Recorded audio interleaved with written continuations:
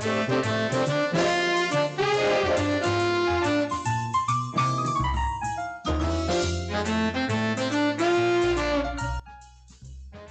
para penggemar Suyanto.id, kita bertemu lagi.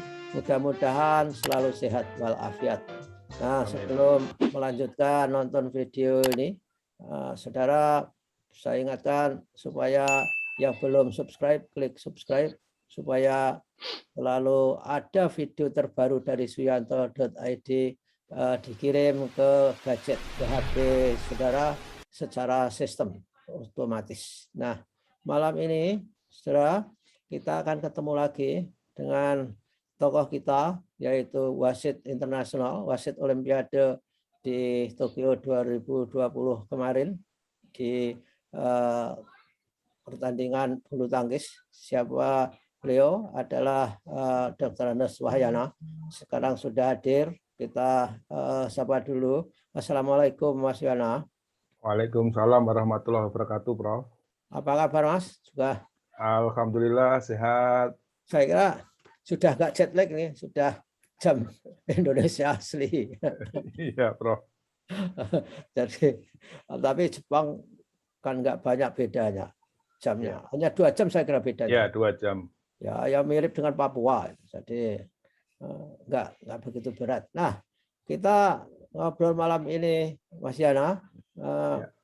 Tolong memberi inspirasi para generasi muda ataupun para mahasiswa yang ada di kampus. Jadi saudara-saudara pendengar Suyanto.id, Mas Wahyana ini adalah alumnus Fakultas Keolahragaan Universitas Negeri Yogyakarta, dan beliau dengan perjuangannya bisa mencapai mendapatkan sertifikat wasit internasional.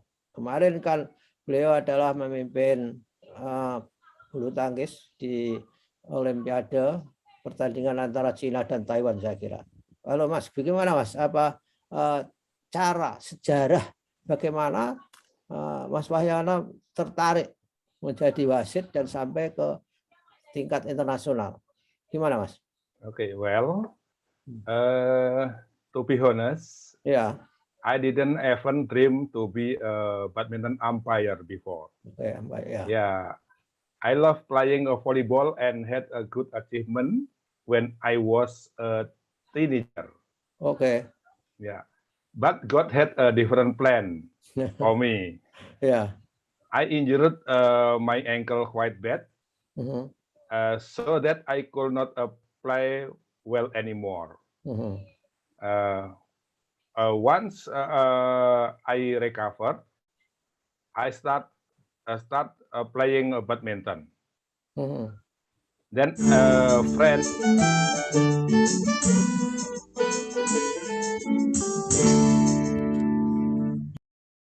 of mine offered me to be an umpire in district level. Oh, district level you mean? Yeah, district level. Mean it's kabupaten gitu. Yeah, okay. Yeah. I participated in the umpire course and was declared pass with satisfactory certificate in 2000.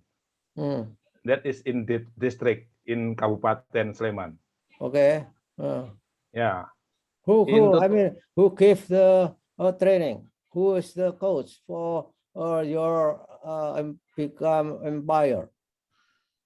There I have assessor from national level. Okay. That helped by we call it PBSI Sleman, you mean?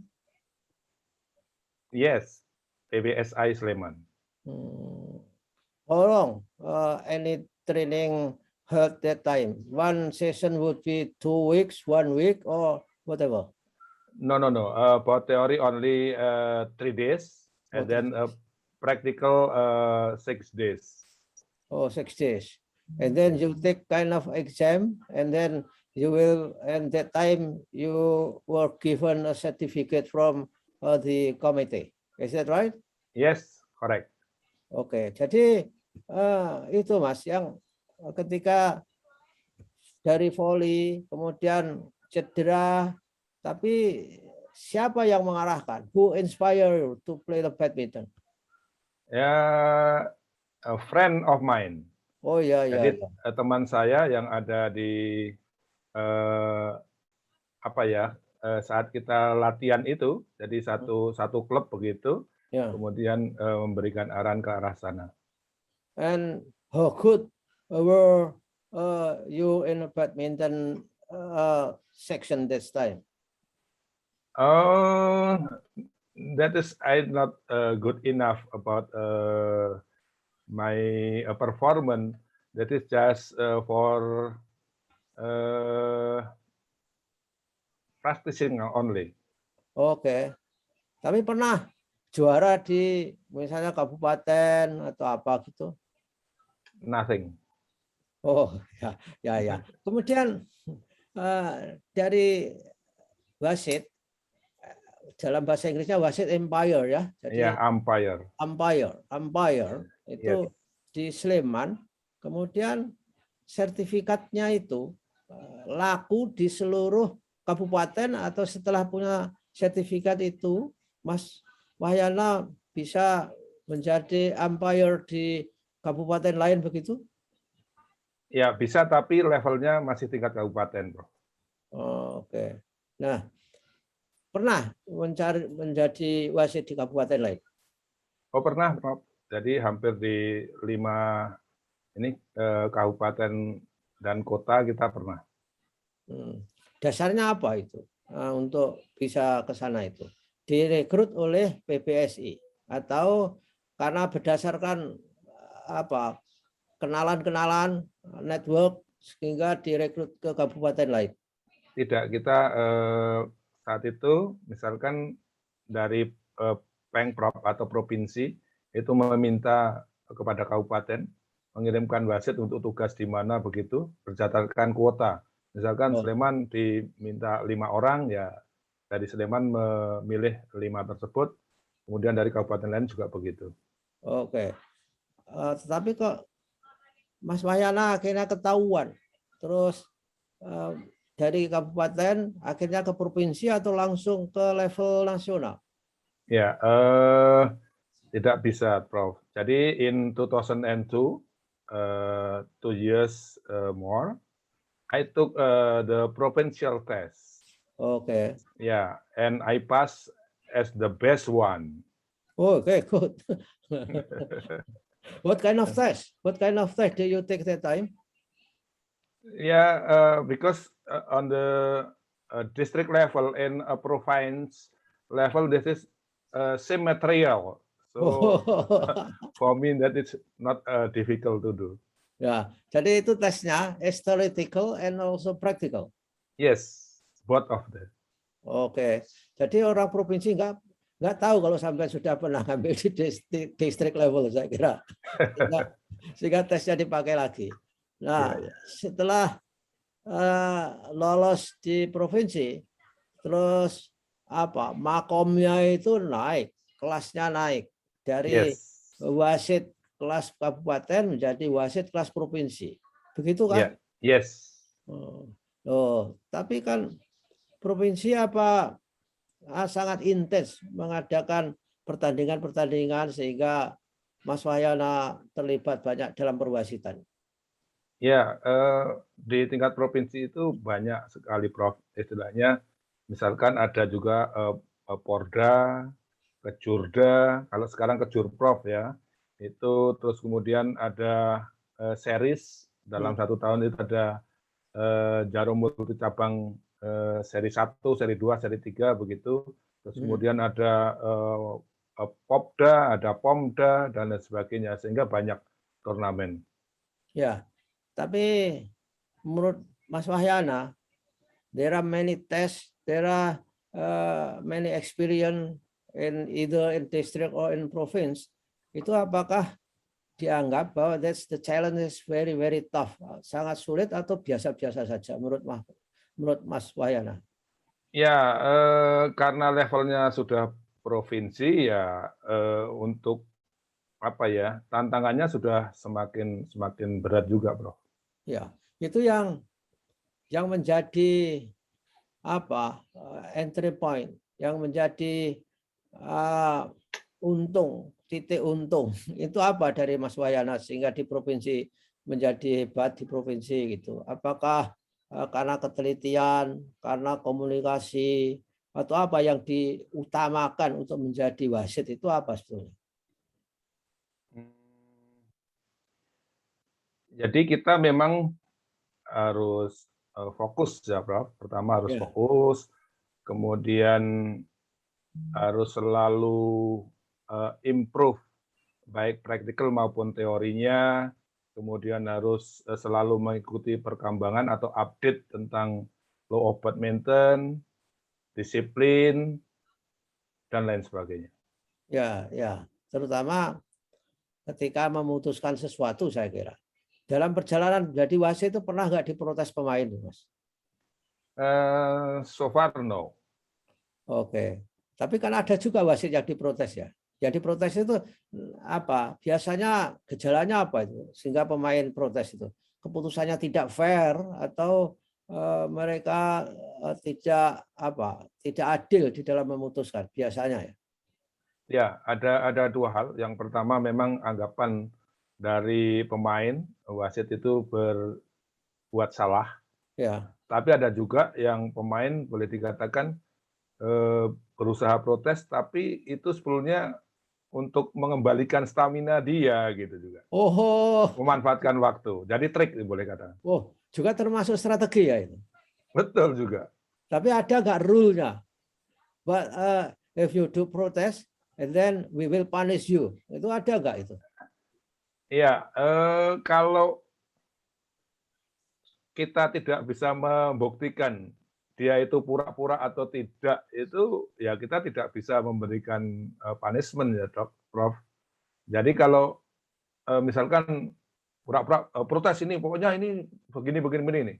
Atau mungkin ada juga pemain yang pura-pura cedera, minta undang dokter sama.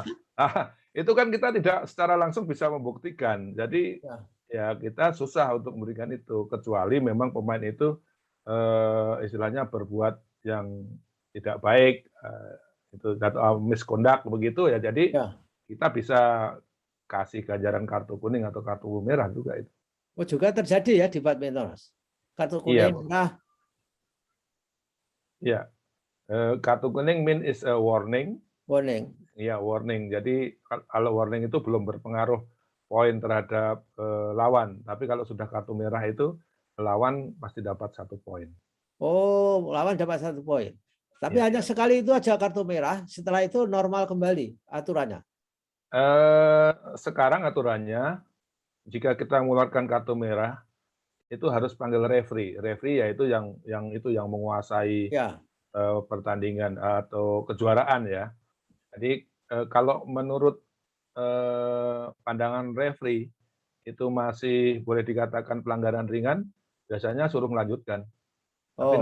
Tapi biasanya referee menyuruh kita observe. Kalau still does it, ya mungkin di kartu merah lagi, panggil referee, dan jika referee itu memutuskan untuk diskualifikasi, ya kita diskualifikasi. Oh, tapi referee kan tidak mengawasi on the spot. Apa yang jadi adalah referee, datanya dari mana untuk memutuskan sesuatu ketika harus berdiskusi dengan wasit? Ya, usually if incident happen in the court, the referee that is also stand on the beside of the court and observe also the player.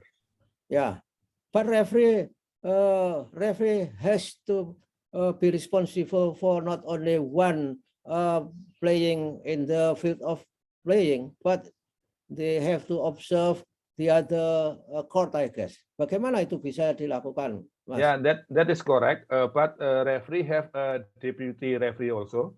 Okay. Not only one referee. Yeah, so there can divide about the job. Oh, jadi setiap referee, one referee will be provided with some staff or deputy in Yes. any court or in any field of playing. Is Yeah. that right? Correct. Yeah, Oke. right. Jadi referee mau memutuskan berdiskusi dengan umpire atau wasit itu berdasarkan informasi dari deputinya itu. Deputinya ikut berdiskusi atau hanya memberikan data saja? Bisa berdiskusi. Karena kadang untuk turnamen besar itu deputy referee tidak hanya satu, biasanya 2, Prof. Oh, ya. Nah, pernah menghadapi itu, Mas Wahyana, hal yang seperti itu? Kalau saya secara pribadi belum pernah, Prof. Oh, wah, nasib sampean baik. setiap memimpin tidak ada masalah. Iya. Tapi kan masalah itu kadang-kadang muncul ya, yang masalah itu muncul. Iya. Sehingga misalkan saja sampai memancing emosi supporternya. Pernah terjadi nggak itu, Mas? Ya pernah juga. Pernah juga, Prof. Oh, oke. Nah, oke, itu apa segi pertandingan. Dari segi karier tadi, jadi menapaki tangga tadi, jadi liku-liku perjalanan ke sertifikasi umpire kelas internasional tadi. Ini gimana, Mas? Setelah dari provinsi kemana saja sampean itu Yeah. menuju? Okay. After I pass profine level, then in 2005 I took the national test. Okay. And pass again. Finally, in 2006, I participate in Badminton Asia Accreditation Umpire Course in Kuala Lumpur. Okay. Yeah. How long? From national level to Badminton Asia only 1 month. Wow, 1 month. Yes. 1 month you have a kind of training in Kuala Lumpur. 1 month. Yes. Oh, jadi meninggalkan pos di Jogja. Bukan begitu, Prof. Jadi 2006 saya kan lulus nasional A. Ya. Selang 1 bulan saya dikirim untuk kursus di Badminton Asia di Kuala Lumpur. Ya. Di sana hanya 2 minggu saat itu. Okay. You mean 1 month after pass from the national certification. Yes. Ya. Correct. 1 minggu ya. 2 minggu di sana. Oh, 2 minggu. Nah, itu apa materinya, kurikulumnya? What kind of curriculum that you have to follow to get the certificate from the Asia Badminton umpire? Yeah, there I have same curriculum, but with the English, full English. Oh, ya. Jadi, lalu gimana itu bahasa Inggris itu? How about English? That is PBSI provided you with the instructor or coach to study English, or you have to learn your English yourself? Yeah, that is not by PBSI, but that means autodidact. Jadi doing by myself. Oh ya. Tapi tidak ada tes yang materinya bahasa Inggris. Dites nggak bahasa Inggrisnya? Tidak. Jadi cuma kita mengikuti presentasi bahasa Inggris, kemudian kita discuss with English also, and then wawancara seperti sekarang ini, tapi menggunakan Inggris. Kemudian mengerjakan paper exam juga bahasa Inggris, dan pada saat praktikal ya pakai bahasa Inggris. Oh, jadi kesimpulannya, saudara-saudara, para pemirsa, mahasiswa, lihatlah, yang menguasai bahasa Inggris itu memiliki daya tawar. Jadi mempunyai kekuatan, punya bargaining power yang lebih baik daripada yang tidak. Andai kata nggak bisa bahasa Inggris kan nggak mungkin Mas dilanjutkan ke tingkat manapun untuk apa wasit itu bertingkat internasional. Nggak mungkin kan? Nggak mungkin, Prof. Oh, luar biasa sampean. Jadi kemana-kemana, kemana-mana itu, ya, di sakunya ada kamus, ada macam-macam gitu cara belajar. Kan, tapi dari YouTube kah belajar bahasa Inggris, Mas Wahyana? Ada dari YouTube, ada dari dengerin musik, ada lihat movie, baca gitu, Bro. Nggak pernah kursus di lembaga kursus yang ada di Jogja. Ya, so far I not join the course. Wah, ya. Luar biasa. Sampai sangat berbakat itu untuk bahasa Inggris itu. Nah, setelah di Asia, Mas, kemana lagi sertifikatnya harus dicari? Ya, in Malaysia accreditation, I pass with third rank between 11 candidates. Oh, 11 kandidat from Asia. some countries. Yeah, some countries. I mean, how many countries participated in? Nine countries. Yeah. Oh, 9 countries. 9 countries from Asia, not from the other continent. Jadi dari Asia.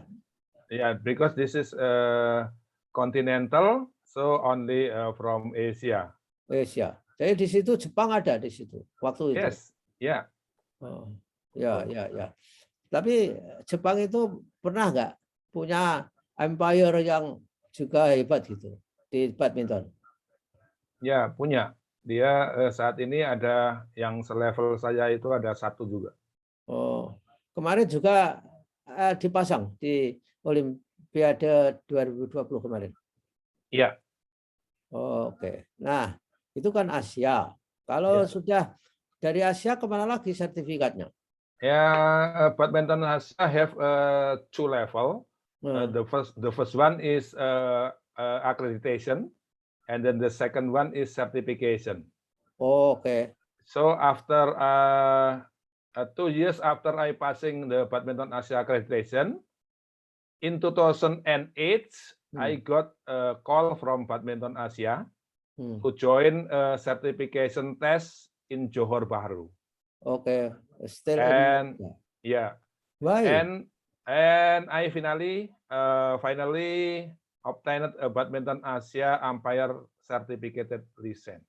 Oh, my question is why the accreditation or certification always held in Malaysia, in Kuala Lumpur, not in Indonesia? Because Indonesia is also country having many famous player in badminton. Why should be in Malaysia? Usually on the assessment, that is we are a move of per years to a country and country. Oh, okay. Jadi dia setiap tahunnya berpindah-pindah. Ya. Cuma karena kebetulan saat itu kejuaraan Asia diselenggarakan di Malaysia, jadi ujiannya di Malaysia. Oh. Tapi di Indonesia juga sering digunakan untuk ujian. Oh. Jadi trainingnya itu selalu mendahului event-event pertandingan gitu, atau memang kebetulan saja di situ Malaysia mengadakan gitu, Mas? Ya, jadi kan sudah ada istilahnya agendanya, Prof. Jadi untuk tahun ini, misalkan kejuaraan Asia Junior di mana, kejuaraan Asia seniornya di mana, terus kejuaraan apa di mana gitu. Oh, ya. Ya, kebetulan saja pas saya ujian itu dua-duanya di yang Malaysia. Badminton Asia di Malaysia. Ya.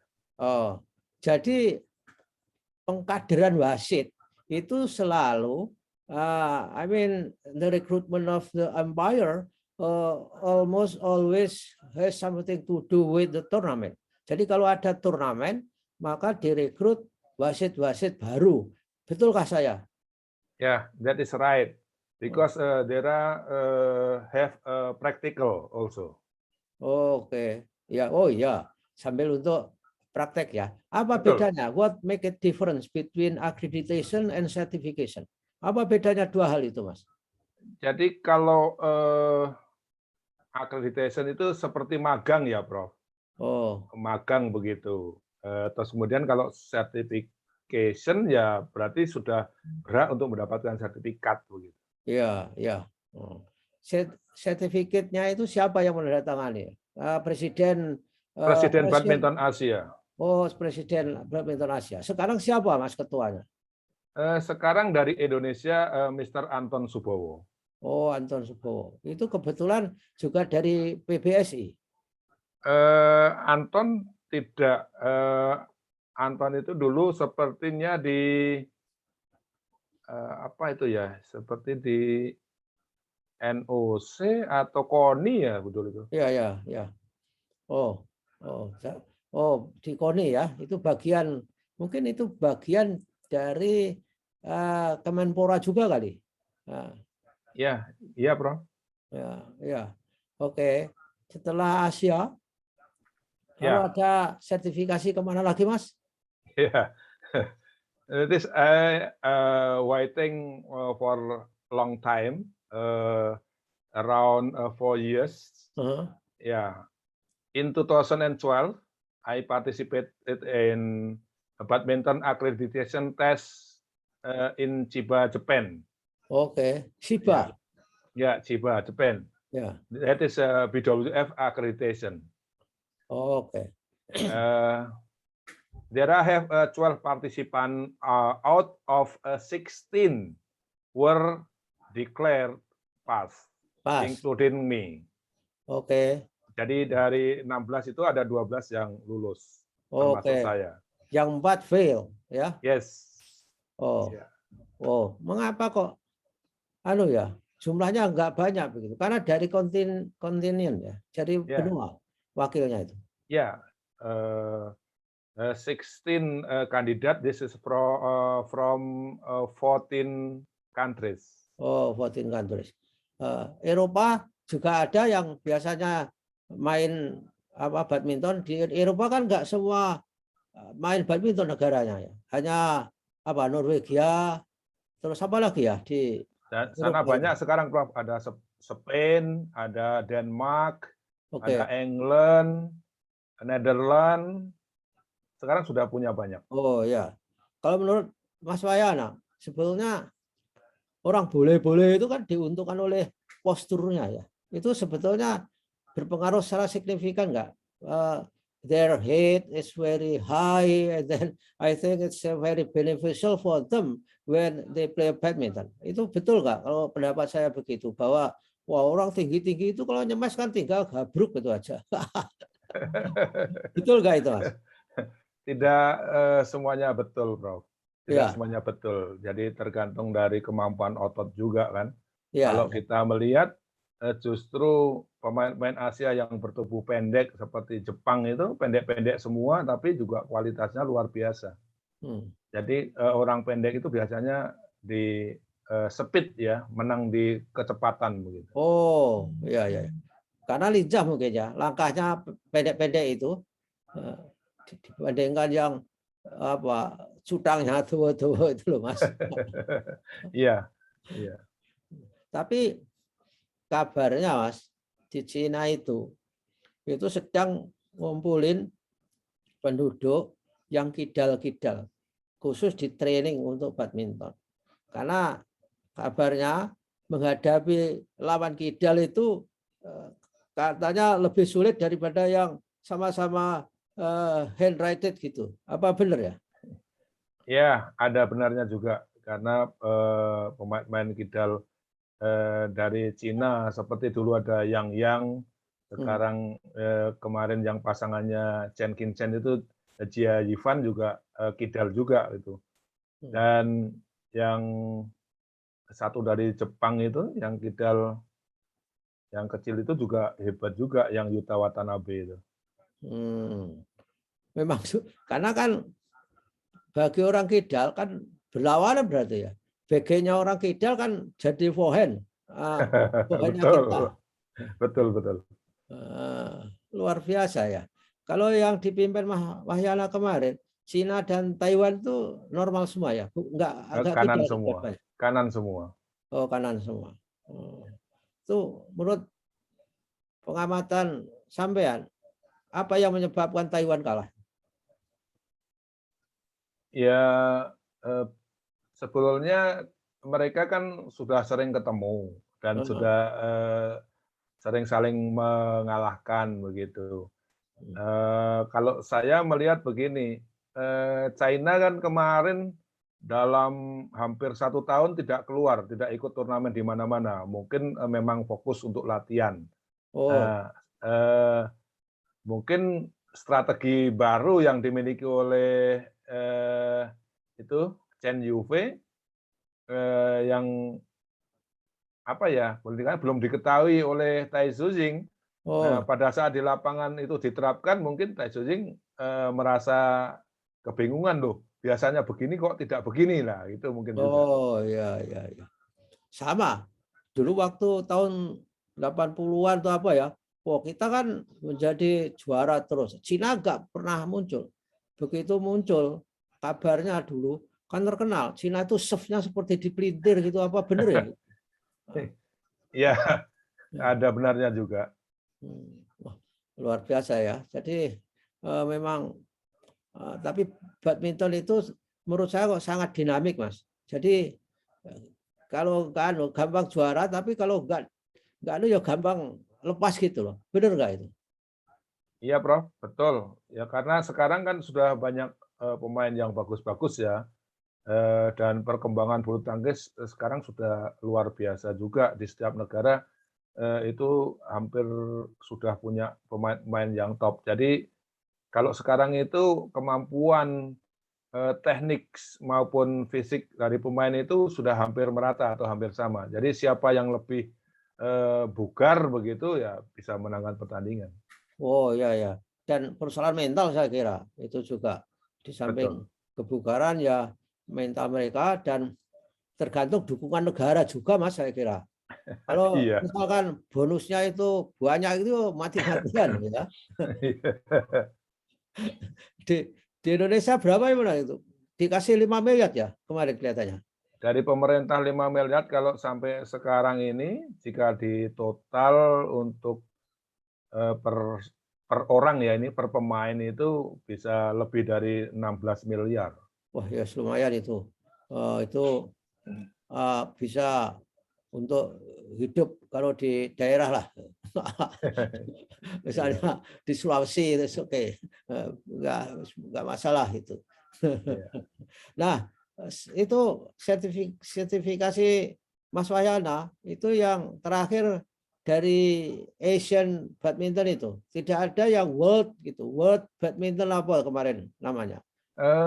Tidak, Prof. Jadi tadi sudah saya sampaikan yang di Chiba, Japan Oh, yang itu itu World. itu sudah BWF accreditation. Seperti tadi di Asia kan juga ada accreditation. Ya. Nah, yang di Chiba, Japan itu juga accreditation, tapi BWF, Oke. Badminton World Federation. Eh, Nah, finally in 2016, hmm. yeah, I call by BWF to test for BWF certification in Kunsen, China, Hmm. when Thomas Super Cup final were held. Oke. Jadi setelah menerima sertifikat itu langsung juga jadi wasit di situ ya. Begitu. Tidak, Prof. Jadi ujian dulu, ujian wawancara. Kalau yang tertinggi itu cuma wawancara, tidak ada paper exam. Hmm. Wawancara, kemudian kita memimpin di Thomas Super Cup final tersebut. Hmm. Nanti setelah selesai tugas, itu kita diberi pernyataan apakah lulus atau tidak. Oh, jadi memimpin di Uber di tingkat internasional itu juga dalam kerangka untuk mendapatkan sertifikat, Mas. Ya, sertifikat tertinggi yaitu BWF Certificated Umpire. How about in Tokyo last 3 weeks? Jadi adakah sertifikat baru setelah memimpin itu? No, because BWF Certificate Umpire, this is a high level in badminton umpire. Oh ya ya ya. Jadi sudah punya dari situ ya. Tapi Iya. yang menyelenggarakan, karena yang menyelenggarakan kemarin itu panitianya Olimpiade. Namanya apa Olimpiade itu, Mas? Panitianya. Panitianya ya apa ya, semacam komite Olimpiade Jepang gitu. Kalau di Oh, kita ya NOC gitu kan. ya, ya. Oke. Artinya maksud saya itu kan bukan organisasi badminton. Badminton itu hanya sebagai cabang saja untuk dipertandingkan kan gitu. Betul. Nah, Tetapi di dalam pertandingan badminton di situ banyak orang BWF juga yang ikut jadi panitia. oke, untuk panitia karena harus apa mewakili cabang badminton gitu kan. Ya, jadi harus tahu di situ orang-orang yang memang betul-betul tahu tentang badminton. Nah, oke, sertifikatnya dari BWF Yes. itu dinyatakan berlaku berapa tahun gitu enggak atau suatu ketika diuji lagi untuk mengupdate apa skillnya itu, Mas. Ya, jadi di BWF itu dalam 1 tahun minimal kita ada istilahnya appraisal atau Oh, penelitian berasa. kembali. Jadi pada saat kita bertugas di mana kita diberitahu bahwa saudara nanti akan di appraisal atau dinilai kembali. Hmm. Nah, begitu. Jadi dari hasil itu kita masih tetap bisa memegang sertifikat itu atau tidak. Tapi selama ini belum ada yang degradasi Oke. karena gagal appraisal. Ya, ya, ya. Paling berhentinya itu karena usia ya. Di usia berapa harus berhenti, Mas? Betul. Ya, kalau di internasional itu 55, kalau di Europe sama di Indonesia itu kita masih menggunakan 60 tahun. 60 tahun. Kemudian sebelum sebelum memimpin pertandingan tuh dites mata, jangan-jangan notanya minus, matanya plus itu dicek nggak itu, Mas?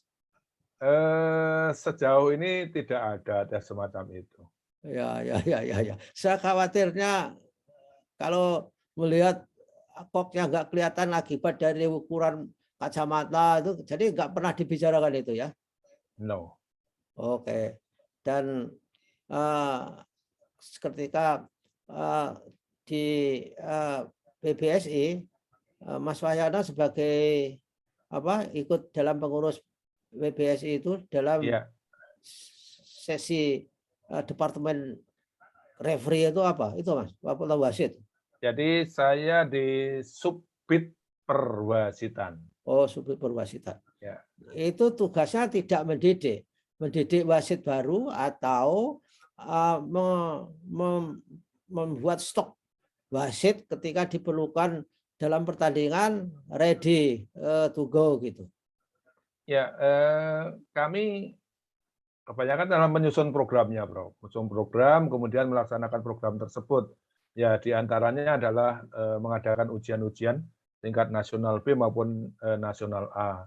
Dan di Indonesia kami juga sudah membentuk asesor panel. Jadi pada saat ada ujian seperti itu, saya menugaskan siapa yang akan mengisi dalam pelatihan tersebut gitu. Oke, ya oke lah, bagus bagus. Ini pertanyaan terakhir Mas.